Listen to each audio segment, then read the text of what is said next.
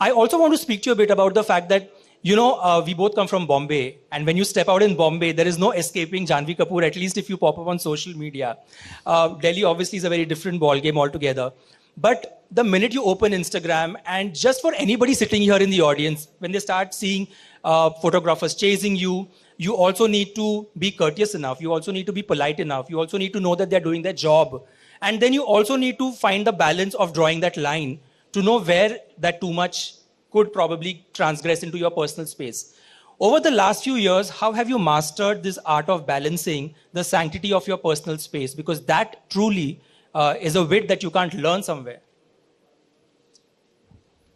I don't know. I think each to their own. I think for me, what I've realized is there's always been that I hope this doesn't sound disconnected or arrogant, but I think that extra sense of pressure, I know people are looking to point a finger at me. So if I'm smiling too much one day in front of my gym or wherever the paps have got me, then it's always like, dekho kitni eager, kitni desperate hai. If I'm having a bad day and I've got a huge pimple on my face and I want to look down and just walk in and start my shoot or get it over with, then it's like, kitni ghamandi hai. So you just have to learn that, in the papers today, in the trash tomorrow, it really doesn't matter. Opinions don't last. What lasts is your work.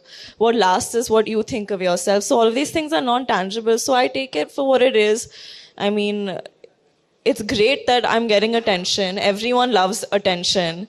But you can't take it to your head. And relevance isn't permanent, and whatever attention I'm getting today at the start, it was because of my parents. Even now, a great deal of it is because of, the family that I'm born into, and maybe a little bit now because of, I'd like to think and hope because of the work that I'm doing, but that's what it comes down to. It comes down to the work. It doesn't come down to the shorts that I wore to the gym. Those are not the kind of things I want to be known for. I like the fact that she's so clear in her head in terms of, it's a learning process, but the clarity that Janhvi has in terms of how she wants to navigate through these perceptions. You seem to be really sure, more sure now than before, of perhaps how you want to be perceived, not just by us, not just by the fans, but perhaps by your peers. And you brought in a very interesting angle. You spoke a little bit about your family, and we all sitting here know that that's a legacy that perhaps could be a burden on your shoulders, or it could also be something that you're so proud of. Two facets of the same coin. And you often keep getting this asked. I don't know how it would be in your shoes to constantly get asked this question. But I want to ask you, what does this legacy mean to you now? Because maybe 4 years, 5 years back in the line when this question popped up, you had a different answer. But now that you are an evolved actor, you've navigated through directors, producers, the media, PR game. What is your take on the legacy angle? I think at first, the legacy angle had become my identity. But I think now it's just a source of motivation, and it's a source of...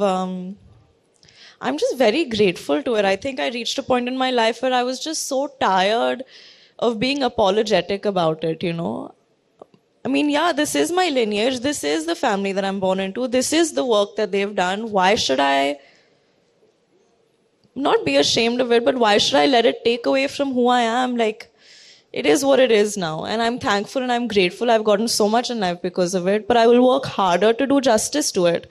So, I've really just adopted a mantra for everything of it is what it is. Jo hai, wo hai.